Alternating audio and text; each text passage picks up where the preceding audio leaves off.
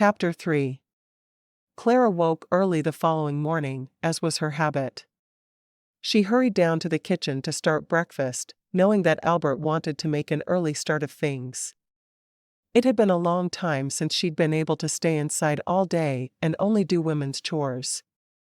She was glad she had this chance, and she was going to prove to everyone that this is what she was meant to do. She went to the cellar through the hatch in the floor and brought back up some eggs, milk, and bacon. She'd toast the day-old bread he'd gotten at the bakery, and they'd have scrambled eggs with bacon and toast for breakfast. While she was down in the cellar, she had seen some cream. They had a tiny bit of butter made up, and she'd see if she could get some butter churn today as well. The churn was sitting in the corner. It had cobwebs on it, but she could clean it up and use it for the purpose it was intended for. Cooking on the fancy stove was a bit strange, but she quickly found her stride. By the time she heard footsteps overhead, she was scooping the scrambled eggs into 2 bowls, and she quickly buttered the last of the toast. She had found a jar of preserves in the cellar as well, and put them out with the rest of the meal.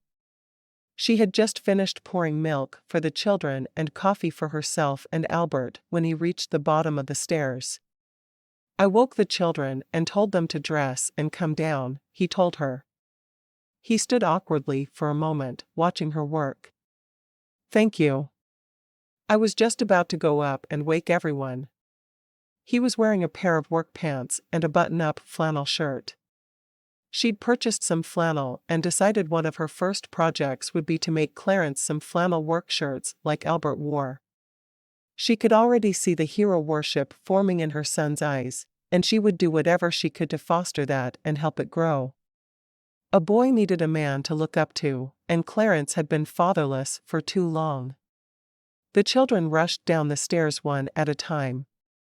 She was surprised to see how excited Robert and Gertie were when they saw the scrambled eggs.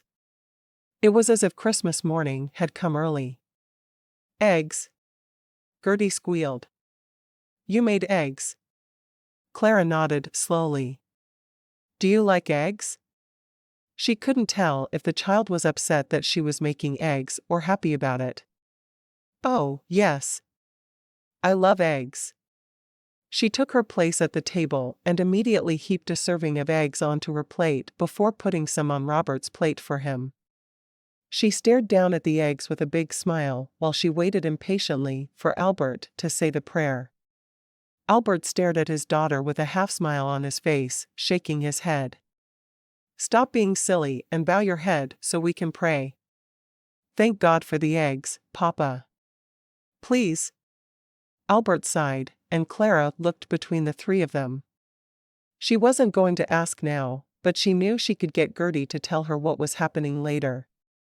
She was a great deal more forthcoming than her father was. After they finished eating, both girls immediately went to the sink to work on the dishes, and Clara was thankful Albert had started that the night before. It would be easy to always have the girls do the dishes now that he'd asked them to do them the first night. Albert and Clarence left, headed for the barn to do the milking and gather eggs before they left to do their fence mending for the day. When they brought the eggs and milk in, she thanked them both. Clarence's chest was puffed up with pride that he was actually helping on a ranch even though he was doing the same work he'd done on their farm back home. As soon as they headed out, Clara started a huge pot of beans soaking. She'd add a little bacon, and they'd have a filling meal of beans for lunch, and possibly for supper, because she was certain Albert had forgotten the chicken he'd promised her. While the girls washed the dishes, Clara swept the floor, and knew she'd need to mop it before they could go on with their day. She hated to work in a dirty kitchen. She sent the girls upstairs to make the beds while she scrubbed the floor, and then they mixed the dough for some fresh loaves of bread together. Clara had always enjoyed working in the kitchen with Natalie, and it wasn't until she worked with the much younger child that she realized just how capable Natalie had become in the kitchen. She was proud of her daughter and her abilities. Natalie went to get the cream while Clara and Gertie cleaned the butter churn. Natalie came up with the cream and Clara set the 2 girls to work churning the butter, Natalie's hands over Gertie's, while she formed the bread dough into dinner rolls. She thought everyone would enjoy having dinner rolls with their beans and fresh butter for lunch. While they worked, she asked Gertie, "Why were you and Robert so excited to have eggs for breakfast?" Gertie sighed heavily. "Papa can't cook anything. We went to town once a week to buy bread, and we had bread and jam for every single meal. I love jam, but not for every meal." Clara bit her lip to keep from snickering. The man had needed a wife a great deal more than he'd let on. She promised herself that she'd cook good meals for her new family, if only to make up for all the jam sandwiches they'd had in the past few months. "What's your favorite dessert?" she asked. Gertie thought about that for a moment. "I really like gingerbread." "Do you know how to make gingerbread?" Her face was hopeful as she looked at her new stepmother. Clara smiled. "I'll look and see if we have the ingredients, and if we do, I'll make a big pan of gingerbread and some whipped cream for dessert tonight. Would you like that?" "Oh yes." Natalie rolled her eyes. "I like pie, Mama." She made it clear that her needs still needed to be met as well. Clara sighed, looking at her daughter. "You had pie on the train, Natalie." "How long has it been since you've had gingerbread, Gertie?" "Since before Christmas." Natalie groaned. "I guess we're having gingerbread, aren't we?" "You like gingerbread, Natalie. What's the problem?" Natalie just shrugged her shoulders and continued to churn the butter. She didn't say anything else, but Clara could see something was bothering her. She'd have to talk to her about it when they were alone. The three of them spent the day doing chores. They scrubbed walls, windows, and floors. They baked bread and cooked the beans. Clara found the ingredients for gingerbread and carefully showed both girls how to make it, happy that she had another girl to teach. Clara had always wanted a house full of children, and there just hadn't been any more after Clarence. She was happy to get 2 more from her new marriage. She tried not to let herself think about Albert and his rejection of her the previous night. She didn't really want to sleep with her new husband yet anyway. She barely knew him, and the mere idea of having relations with another man felt as if she were betraying Nathan. She'd loved her husband with everything inside her, and she couldn't imagine letting another man take his place in her bed, or in her heart. When Clarence and Albert came home for lunch, they seemed like they'd become closer during the day. Albert put his hand on Clarence's shoulder and told him what a good job he'd done that morning. After their prayer, she asked, "Was Clarence a good help?" Albert nodded.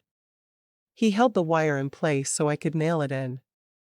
It's been a hard job to do by myself all these years, and I'm glad to have another man around who can help me." Clara smiled at her son, letting him know without words how proud she was of him. "Will he be going out with you again this afternoon?" "He'll be going with me every afternoon. I need his help." Clarence all but glowed with the pride the words filled him with. He ate more than she'd ever seen him eat in a single sitting, but he'd done a man's work, so that made sense to her. "What's your favorite dessert?" she asked Albert as she ate her own food.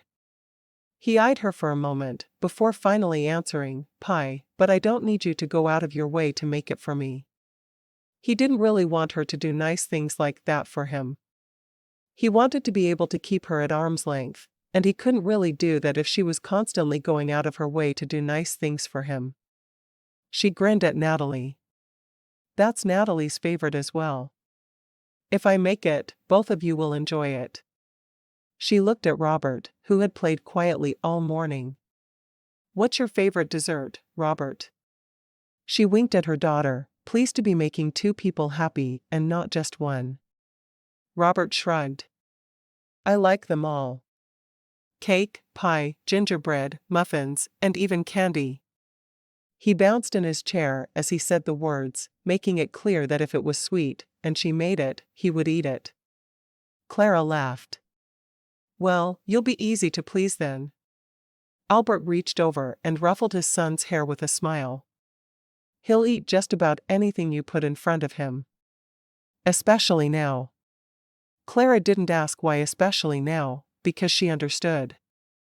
After the girls finished the lunch dishes, she looked at the pot of beans and realized there were still more than enough for supper. Since she'd made dessert to go with it, she wouldn't worry about serving the same thing twice in one day. "Let's go for a walk this afternoon," she suggested. She was hoping there would be some fruits they could pick on the ranch or something she could use to spice up her cooking. The girls readily agreed. They'd done a lot of what needed to be done that day, and she was happy to give them a rest. Robert skipped along behind them, happy he didn't have to nap. They found some apple trees, and she looked at the apples on the ground, but they were all full of worms and decayed. "It may be too late in the year for us to pick apples," she said with a sigh.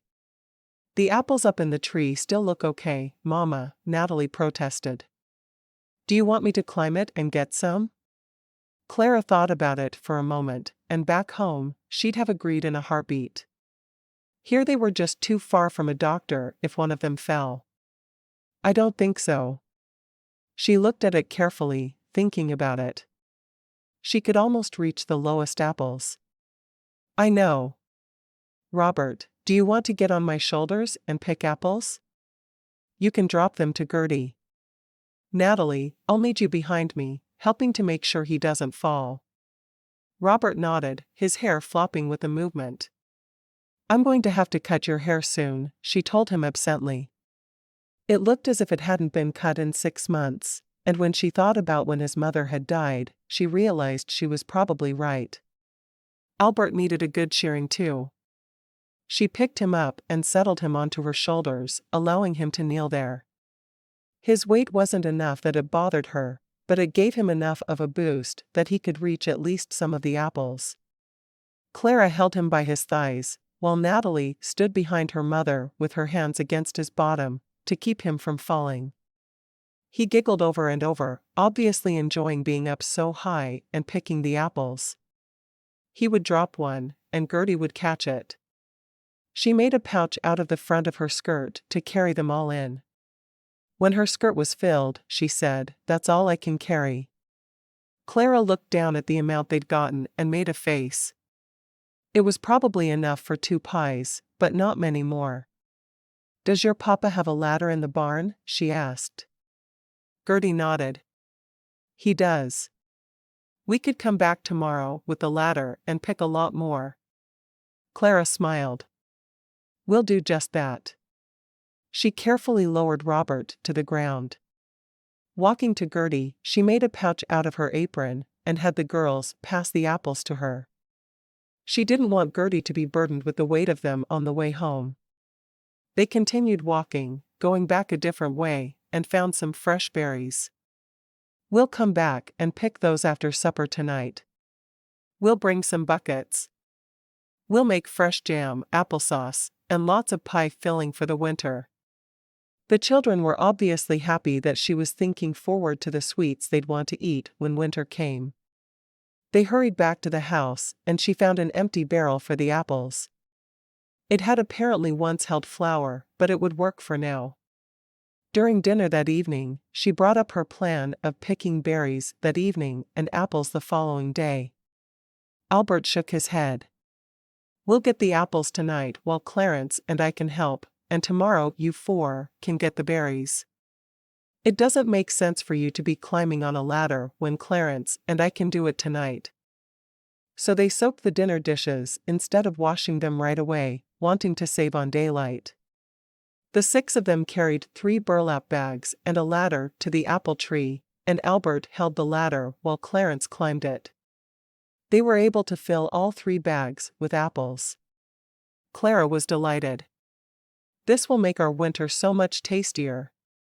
On the way back, she spotted some wild pumpkin in the dim light of the setting sun. There were only 3 of them, so she took one that she carried under one arm while she carried a burlap bag over the other. Both Gertie and Robert were given the job of carrying a pumpkin as well. By the time they reached the house, they all had sore arms. Clara followed Albert into the barn as he put the ladder away. The girls are tired. They've worked all day. I'm going to let them go to bed, and I'll see to the dishes myself. Albert shook his head. No.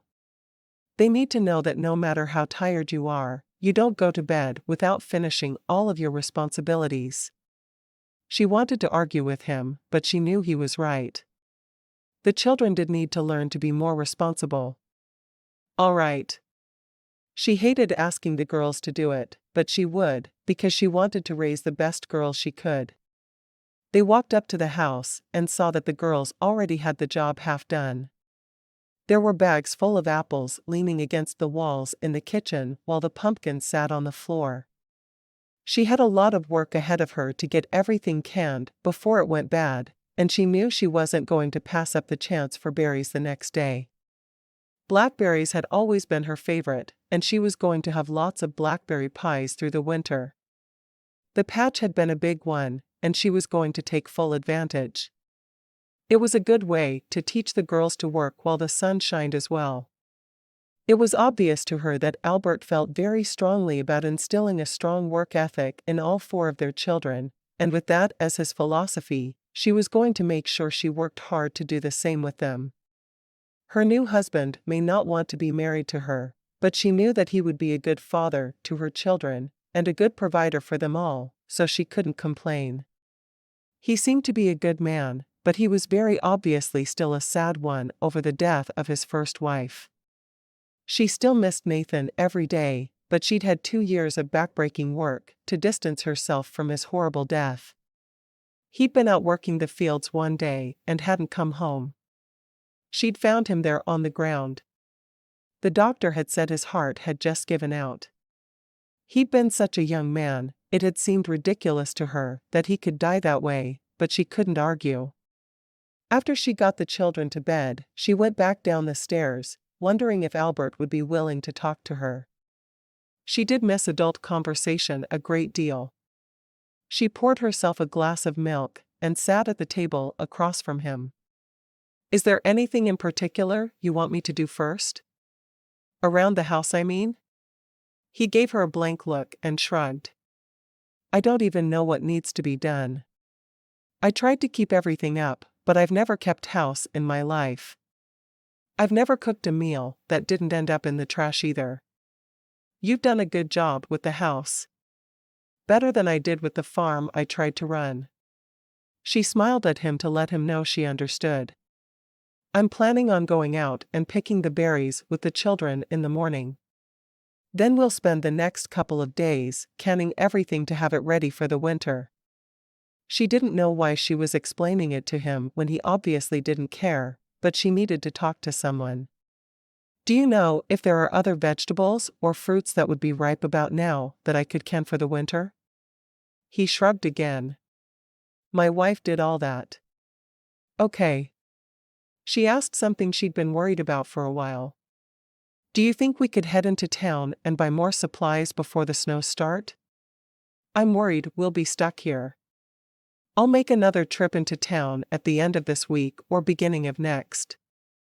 If you'll make me a list of what you need, I'll take Clarence, and we'll get enough for the winter. Usually, we can get through on the sleigh, but I can't make any promises. Some winters are worse than others. She nodded. I'll make the list. I'd like more food and some fabric so I can make the girls some more clothes. Both need a couple more. She looked down at her dress. This is the only work dress I have that isn't old and patched over and over. I need to make some more for me as well. Clarence needs shirts. I'm sure Robert does also.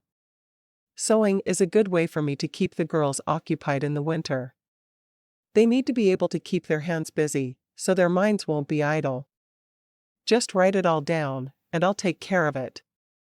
I have some money from selling my things before I left Massachusetts. I'll give it to you before you go. He shook his head. I don't need your money. I make more than enough to support this family. Save it for when Natalie marries, and she needs things to set up a household. He hated the idea of using the money she'd made before coming there. If they were destitute, he wouldn't hesitate, but he made good money, and there was just no need.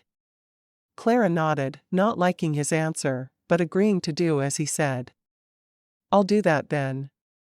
She stood up, taking her glass to the sink and rinsing it out. Good night. He seemed lost in thought as she left the room, and she didn't feel his eyes watching her as she climbed the stairs. Albert sighed as soon as she was out of sight. He rested his elbows on the table and put his face in his hands. He'd never dreamed that having a woman around the house would wake up the old desires in him. He'd truly thought he was immune and would never feel passion again without Sally. Now here was this new wife of his, working hard for his family, and doing it so prettily. He liked that she worked so hard, but why couldn't she have a wart on the end of her nose, or be unattractive in some other way? How was he going to be able to resist her forever? He needed to be able to help his children remember his wife forever.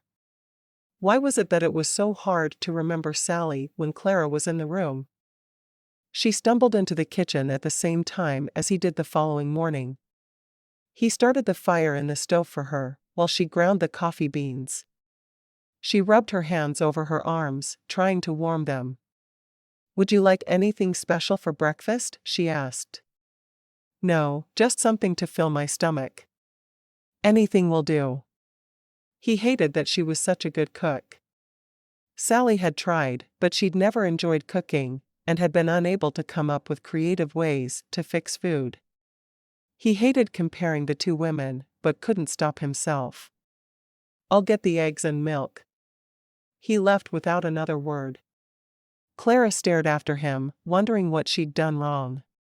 She felt like she constantly fell short of what he wanted from her. She wished she knew how to make him happy, but with the way things were going, she was certain he'd never be happy with anything she did. She stirred the batter for pancakes and had just taken the first of them off the griddle when she heard footsteps behind her. The children were up, and the boys took their seats at the table waiting for their meal. The girls automatically set the table for her, and they poured the last of the milk from the previous night into the cups for everyone. When Albert came back into the house, the table was set and everything was ready. He looked at the pile of pancakes on the plate she'd set in the center of the table as well as the bacon. Looks good, he said, complimenting her efforts for the first time. She smiled. Thank you. Taking her seat at the opposite end of the table from him, she bowed her head and waited while he prayed. It was her third day there, and she felt like she'd done nothing to break the ice that had formed between them.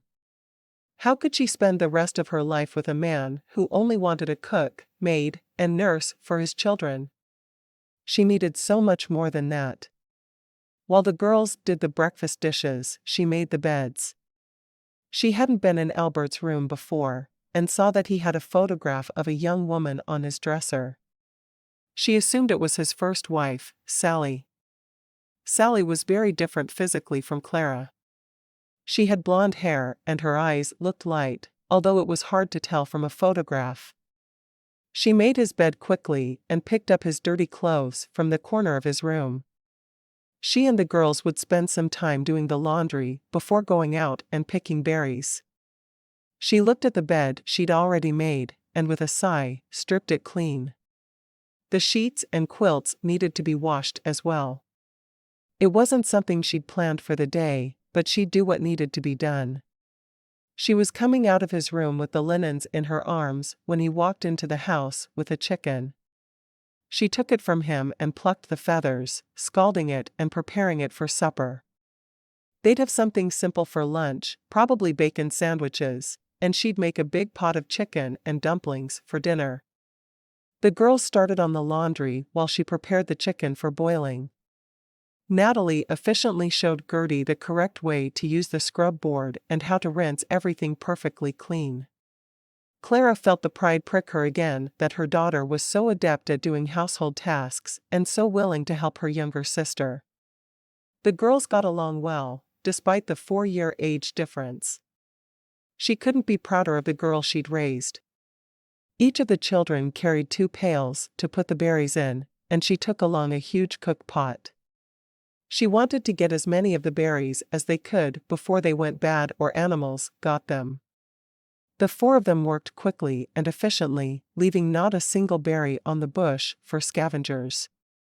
They carried their bounty back to the house, and Clara began the painstaking process of washing the berries and removing the twigs that inevitably ended up in the mix. She lost track of time, and it was just before noon when she realized that she hadn't fixed lunch. Natalie, hurry downstairs and get the bacon from the cellar. I'll heat up the frying pan. We're having bacon sandwiches for lunch. Without being told, Gertie quickly set the table and got everything as ready as she could. When Natalie gave the slab of bacon to Clara, she rushed over to start slicing the bread while Clara sliced off pieces of the bacon to fry. They weren't quite finished when the men came in, and Clara apologized. I was caught up in getting the berries ready for canning and lost track of time. I'm so sorry. Albert looked disappointed, but he said nothing. They all ate quickly, and he and Clarence hurried out to finish their day together. Clara hoped he wasn't angry with her. She worked with the two girls, laughing at the sight of Gertie standing on a chair that had been turned backwards with an apron wrapped around her so she could be of some help. Robert took a nap in his room because he'd started rubbing his eyes and become cranky. By the time the men came in for dinner, the chicken and dumplings were cooling on the corner of the stove, and they had filled every jar in the house with homemade preserves and pie filling. She still needed to take care of the apples and the pumpkins, but they would keep longer. The bread from the previous day was still good, but she toasted it, buttering it before she put it into the oven to make it a little tastier. The girls had helped her make 2 pies for dessert, so she knew the majority of her family would be happy with the treat. She hadn't been able to get the clothes in from the line yet, but she'd do that while the girls did dishes after supper and get everything folded and put away. After the prayer, she looked at Albert. I'm going to need several more jars to be able to finish the canning. I haven't done the apples or the pumpkins yet. I'll see to that Friday. Can it wait that long? Albert looked up from his meal long enough to ask. Yes, that would be wonderful. Would you also see if anyone is selling any other fresh fruits or vegetables? I'd love to have some green beans, carrots, potatoes, anything you can find really. I'll can what I can, and a lot of that will just keep in the cellar through the winter. He shrugged. I'll get whatever anyone is selling. A lot of times farmers will try to sell fresh produce on the side of the road leading into Billings. If I find that, I'll buy some of everything and let you do what you want. He looked down at his meal and grunted. You did a fine job on dinner tonight. She smiled, knowing it took a lot for him to be able to give a compliment like that. Thank you. I'm sorry lunch wasn't ready when you got here. He shrugged. No matter. We got a lot done today anyway.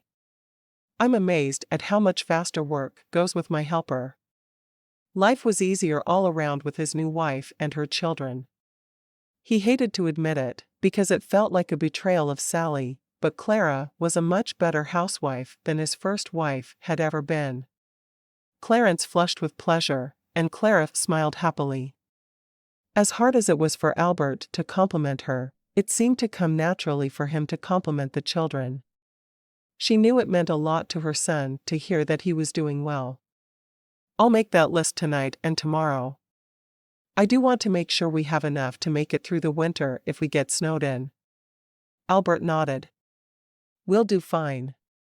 He'd been in Montana long enough that he respected the winters, but he didn't fear them. He hoped his wife would calm down in her fear of them soon. Clara looked at the girls. I'm going to get fabric for you each to have some new clothes as well. If you want to think about colors, you can let me know. She looked at Robert. Do you want to pick the color for your new shirts? Robert shrugged. Whatever Papa likes. She smiled, having expected that answer. She was almost excited for the canning to be over so she could move on to making the new clothes for her family. She'd never been fond of sewing, but after spending 2 years farming, she was thrilled to have the opportunity to stay in and do women's work. After supper, Albert and Clarence went out to do the milking while the girls dealt with the dishes. Clara went to the line and took everything down. She was happy the quilts were done, and she wouldn't have to wash them again until spring. She carried everything in, carefully folded the clothes, and went in to make each of the beds. She did the children's first, because they went to bed before the adults, and then she went downstairs to fix Albert's bed. She was spreading his quilt over his sheet when he came into the room. She flushed, feeling like she was intruding when she was in his bedroom. He stood watching her for a moment, obviously not pleased to find her there, before turning from the room. She followed him out, sitting at the table with him. "I'm sorry to be in your space that way, but your bedding needed to be washed." She wondered how to get him to look at her when she talked to him. Why did he dislike her so much? He gave a brief nod but didn't respond any other way. He hated seeing her in the room he'd shared with his wife. Why did it feel like such a betrayal?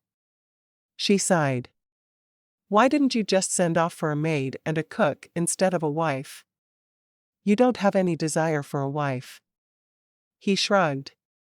"Wouldn't have been proper for one thing. And I'd have had to pay a maid. Wife works for free." He knew his words sounded cold, but they were true. He really didn't have the money to pay a woman to do the things a wife would do for free. He wasn't poor, but he wasn't rich either. She shook her head sadly. "I'd have taken on the job of a free maid if it meant my children would have food, clothes, and a roof over their heads."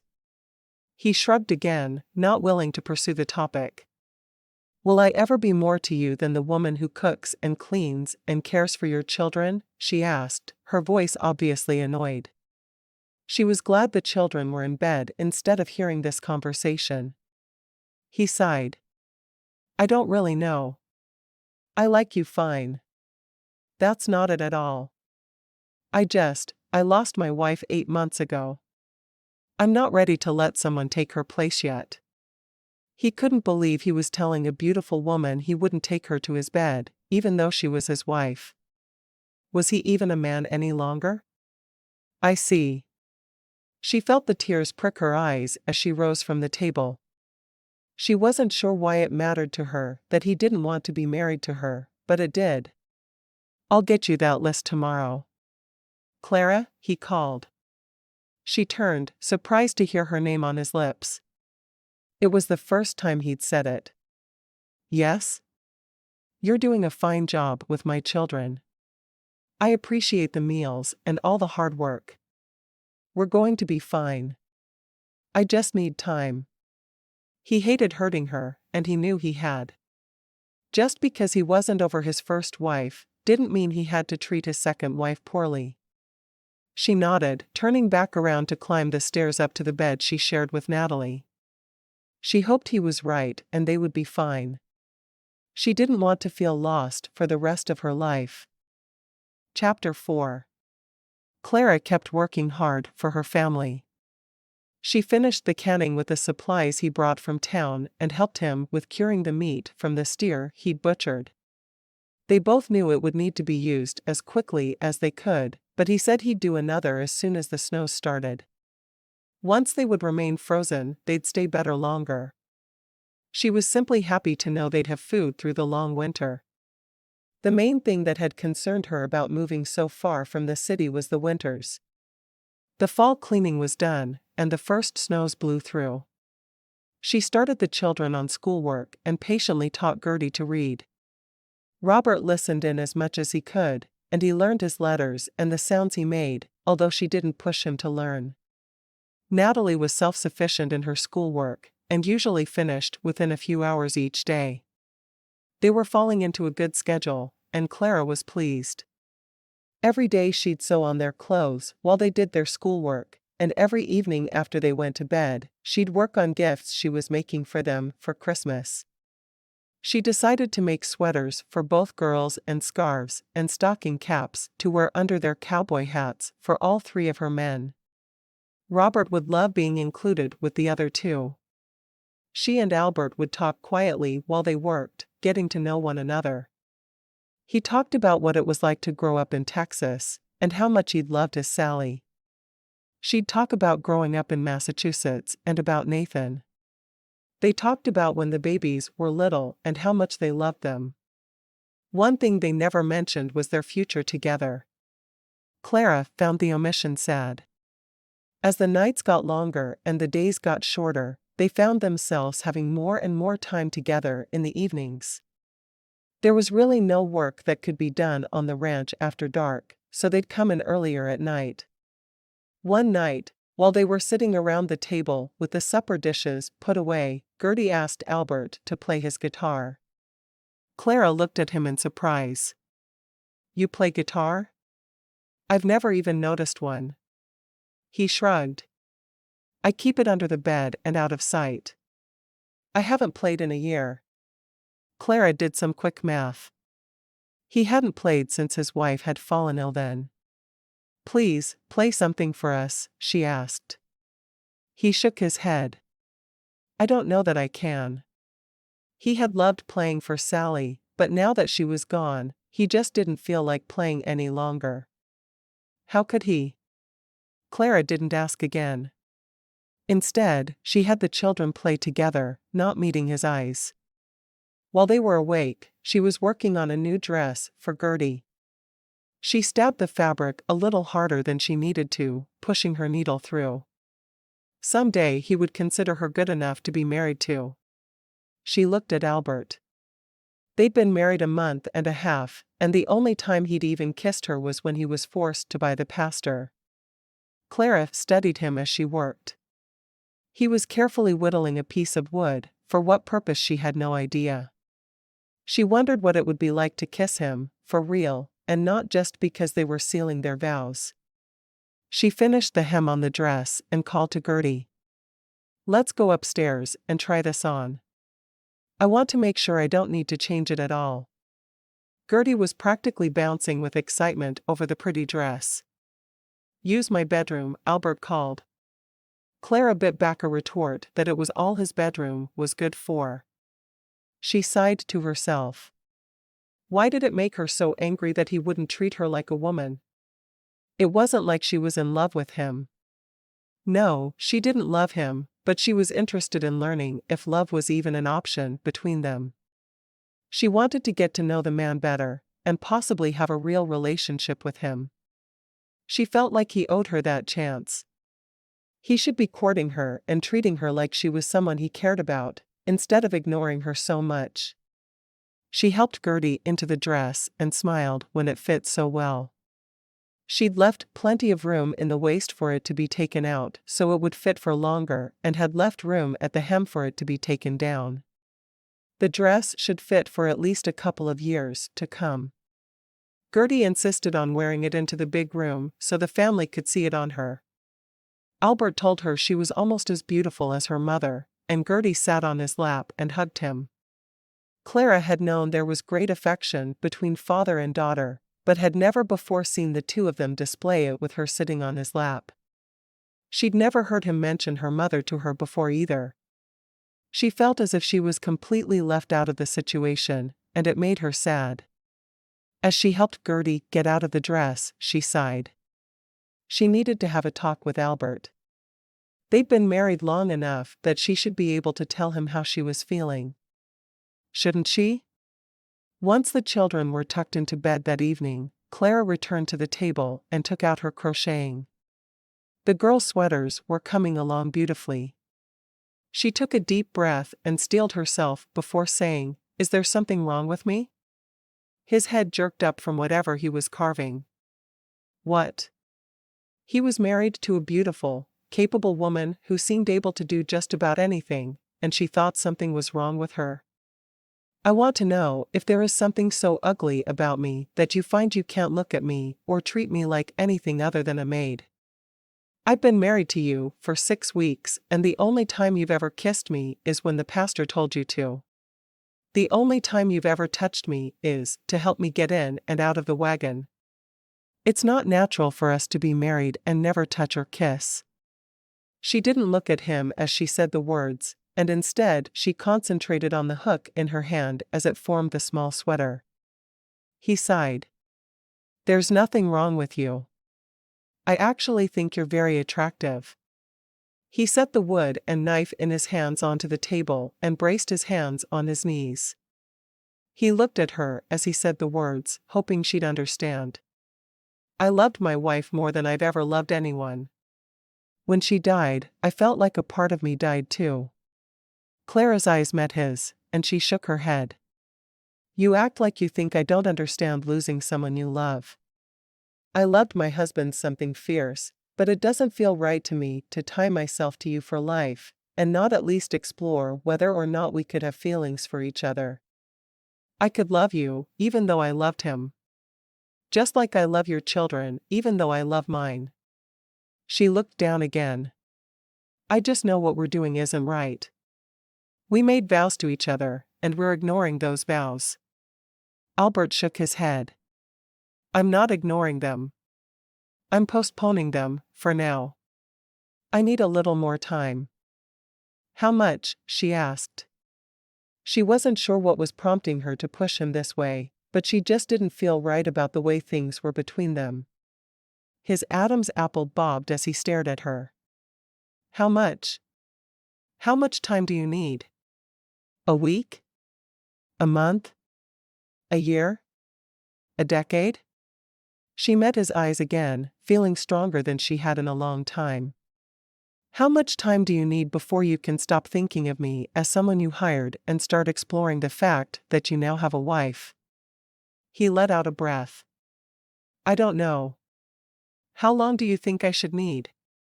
His voice was more than a little irritated with her. Why was she pushing him? Usually, the man was the aggressor, and he'd never dreamed he'd be married to a woman who would be demanding her rights. She shrugged. "I don't know. I just need to know that there's a possibility between us. The way things are just doesn't seem right." He sighed. "No, they don't to me either. I just don't feel like I have anything left to offer a woman." How could he? He'd buried his heart in the grave with his wife. Clara put down the sweater and her yarn and walked around the table, taking the seat beside his and pulling it close. She put her hand on his arm. "You have so much to offer. I watch the way you are with the children and know there's a loving, caring man inside you. You treat my children just like you treat your own. The love is there. Why can't you just give me a chance?"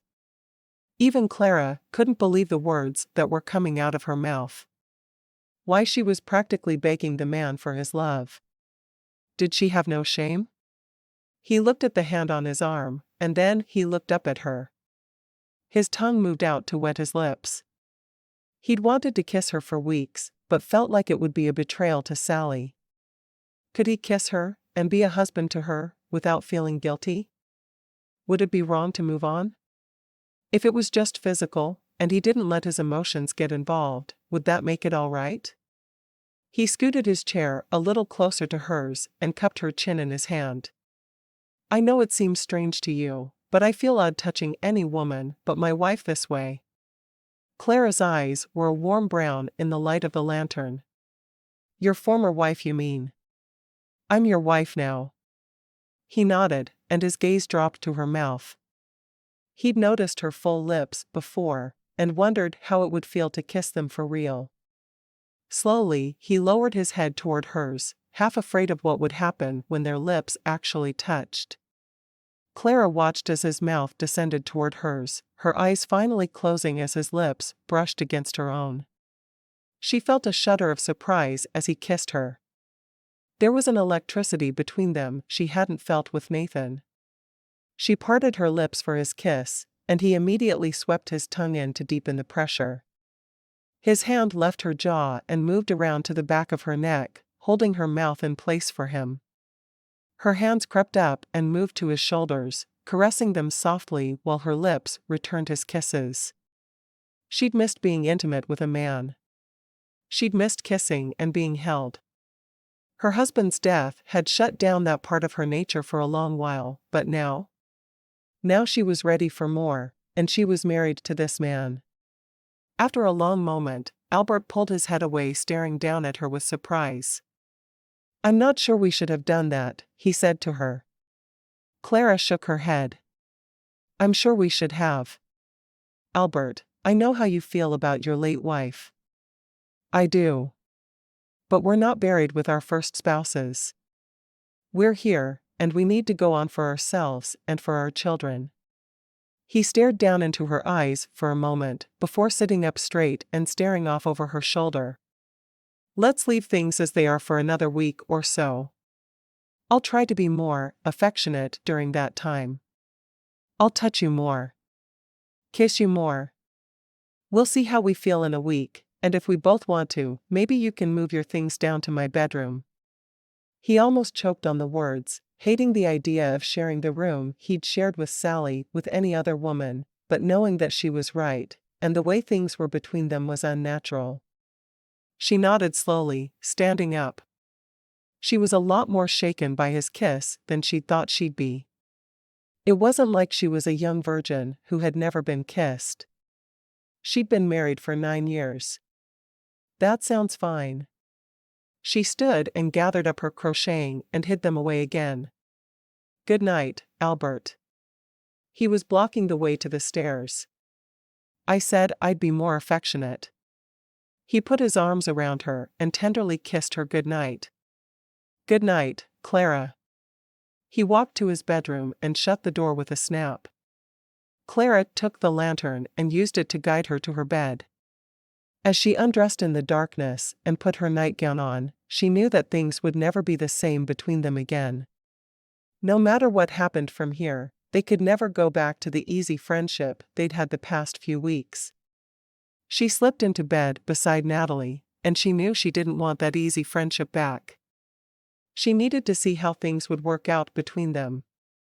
She needed to know that they could have a real marriage. Things did change between them after that night. He kissed her good morning when he saw her each morning before the children rose. After the children were in bed, the two of them would spend time together, sitting close.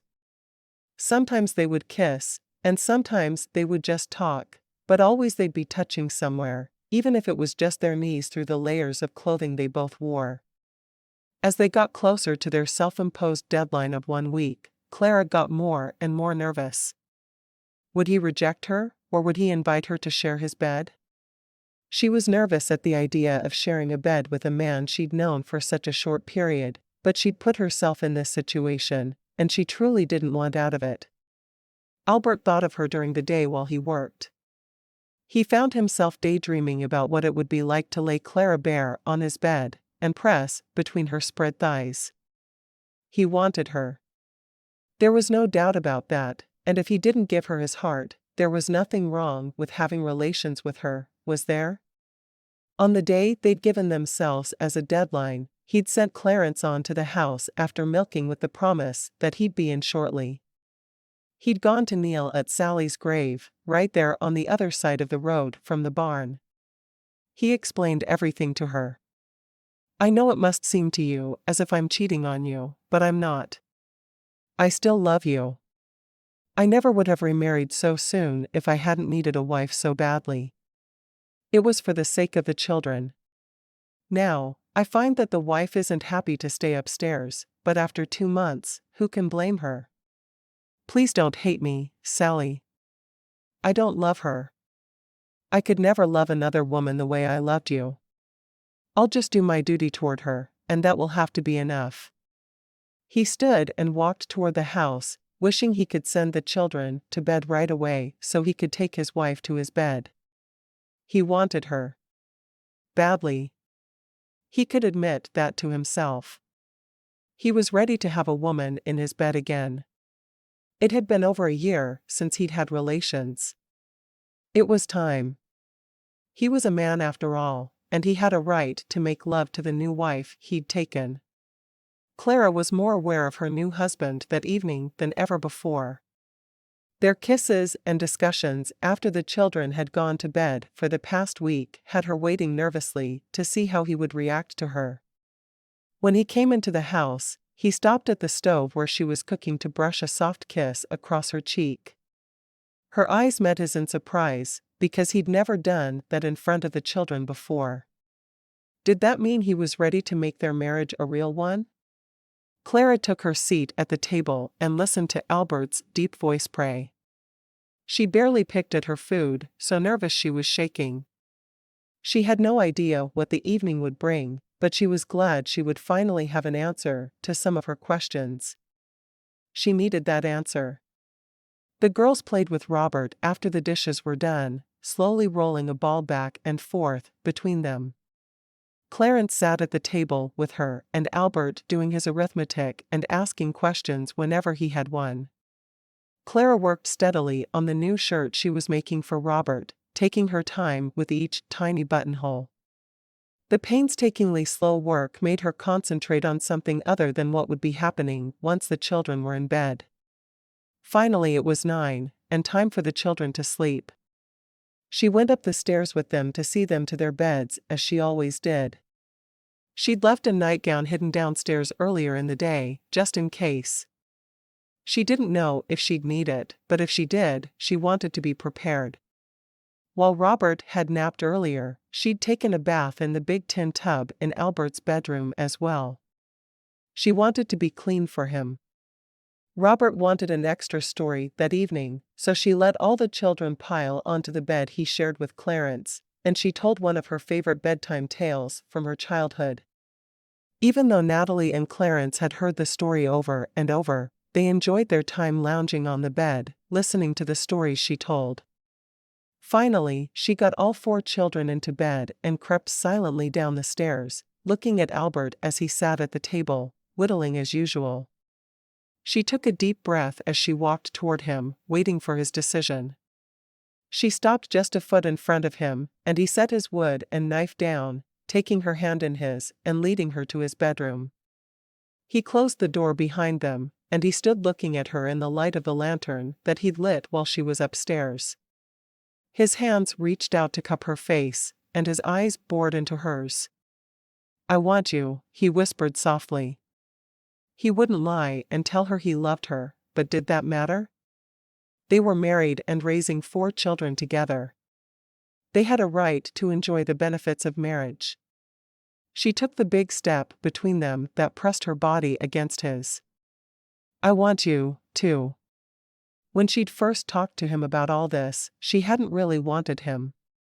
She'd just felt like their relationship was strange and needed this, but after 2 weeks of kissing after the children went to bed and talking about everything under the sun, she knew she was ready to take the relationship to the next level. He slowly lowered his head to kiss her. Her tongue darted out to wet her lips. He brushed his lips softly across hers as if savoring her feel. She moved her hands to his shoulders, silently urging him to deepen the kiss. Instead, he quietly brushed her lips before standing straight and looking down at her again. "You're a beautiful woman." She blinked a few times. He'd never complimented her on her appearance. Only on the things she did as a wife and mother. "Thank you," she whispered. He didn't say anything else, just looked at her. She wondered if he'd ever get around to making love to her, or if he was going to take all night. On one hand, she loved the idea of a slow sensual feast, of kissing and caressing and making love all night long. On the other hand, she knew the next day would be full of responsibilities. What was losing one night of sleep for pleasure and getting to know her husband though? She could handle that. "Sit on the bed," he urged. She gave him a surprised look, but sat at the foot of the bed and watched as he knelt at her feet and carefully removed each of her shoes and socks. When he finished, he rubbed her feet for her, his hands sliding all the way up to her knees as they massaged her calves and the soles of her feet. She sighed contentedly. "That feels so good." The look he gave her gave nothing away. His were half closed, and she couldn't see his eyes at all. She braced her hands behind her and leaned back against them, giving herself over to the feeling of having someone touch her intimately again after so long. Somehow even his touch on her legs made her quake with wanting him. When he stood again, she shivered in reaction. The man certainly knew his way around a bedroom in a way Nathan never had. He took her hand and pulled her to her feet, unbuttoning the front of her dress. His lips brushed hers again as he pushed her dress off her shoulders and quickly divested her of her petticoat. He wanted to see her. She'd been his wife for over a month and he'd never seen her body. She'd been right. It was unnatural for them to be man and wife and parent together, but not make love or share a bed. When she stood bare in front of him, his eyes traveled over her, noting the small marks at her waist indicating she'd carried children. Her breasts were full, and despite childbirth, her waist was small. He wondered why she'd never married again after Nathan had died. She was truly a beauty, and he wondered how he'd been fortunate enough to claim her as his. Clara watched him as he looked down at her, wondering what was going through his mind. His first wife, Sally, had been beautiful, and she knew she'd never compare to her. She only hoped that seeing her this way wouldn't make him decide he was no longer willing to perform his marital duties. Albert swept her close, kissing her face and neck and shoulders. He was no longer being so gentle and tender as he kissed her everywhere he could reach, alternately nipping at her skin and sucking the small bites. She wrapped her arms around him and rubbed his back through the layers of clothes he still wore. She wondered how he'd feel if she undressed him, and decided it didn't matter. She was his wife, and it was her privilege to undress him if she wanted to. "You sit down, now," she whispered, trying to keep the embarrassment from her voice. She'd never been so forward with a man before, but she wanted to get him unclothed, and she wanted to be able to touch him while she undressed him. Albert moved to the foot of the bed, and leaned back on his hands, taking the exact pose she had. She pulled until his cowboy boots came off, and then she ran her hand up inside his pants leg to catch the top of his sock and pull it off. She certainly didn't need to put both hands up there to remove his sock, but the look on his face told her he appreciated the gesture. When she repeated the same action for his other sock, he watched her carefully, wondering what his new wife would do next. She skipped the foot rub and instead got to her feet, and he was almost disappointed. He'd never had a naked woman kneeling at his feet before, and he'd enjoyed it. She took his hand, helping him to his feet. As soon as he stood before her, she unbuttoned his long-sleeved flannel shirt and untucked it from his pants, pushing it to the floor. Under it he wore a plain white undershirt, and she pulled it over his head. She ran her fingertips over the fine dusting of hair on his chest and down to the waistband of his pants. Her fingers danced over the front placket, and instead of unbuttoning him, she gripped him through his pants instead. He let out a low groan. "Unbutton them," he whispered. "Take them off me, and touch me." She smiled up at him, stepping into his arms and brushing her bare breasts against him instead. He'd made her wait a long time for this night, and she wasn't going to let it happen too quickly. If he could tease her, then she could certainly tease him. He gripped her bottom, cupping her close to him and forcing her into his hardness. His mouth dropped to hers and kissed her passionately, insistently. "I need you." She smiled, her hands reaching down between them to unbutton his pants. "Do you now?" he growled as her hands worked. "You can go faster than that." She laughed softly. "But why should I? I thought you liked things slow." She spread the opening in his pants wide, her hand moving beneath his underwear to grip his manhood. "Yes, touch me there." She moved her hand over him, stroking him from base to tip and back again. "Like this?" His hands gripped her shoulders as his knees went weak. "I think it's time to move this to the bed," he whispered. She pushed his pants down over his hips and to the floor.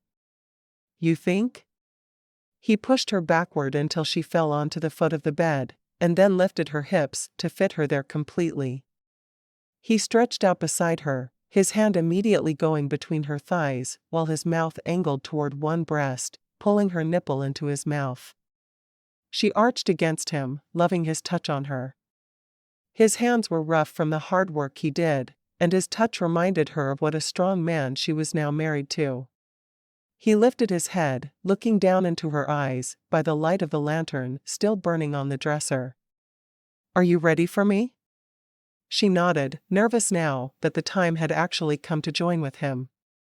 She knew he'd be careful with her, but still, she'd only ever been with one man in her life, and it was odd to give another person this much power over her body. He rolled atop her and between her spread thighs, his eyes staring into hers as he reached down and guided himself inside her. Her eyes fluttered, closed as he pushed deep. She was startled at the pain she felt, but it had been so long for her, she knew she shouldn't be surprised. Her hands went up to grip his shoulders, and she clung tightly, waiting for the pain to pass. Albert felt Clara tense against him and guessed that she needed a little time. He rested his forehead against hers, panting to get control. After a moment, she pulled his mouth down to hers for a kiss, lifting her hips to invite him to continue. She stroked his back and shoulders, enjoying the feel of a man in her arms and inside her body again. It had been too long. With all the constant touching of the past 2 weeks, she felt herself growing tense and readying much faster than she'd expected. As soon as she'd clenched around him, he finished, collapsing on top of her. She sighed, kissing his cheek and holding him close. She'd missed the closeness of sharing her body with another person more than she'd missed the actual intimacy of sex. When he rolled to his side, she rolled with him, her head settling against his shoulder. She could think of nothing to say to him in those moments, and instead just stroked his chest with her hand while she lay close to him. Albert held her close, his hand stroking her hair. He'd missed this part of marriage more than he'd realized. He had worried he would feel guilty over making love to a woman other than his Sally, but instead, he felt cleansed. They fell asleep in each other's arms, both of them wishing they had the right words to say to the other. Maybe they'd find them tomorrow,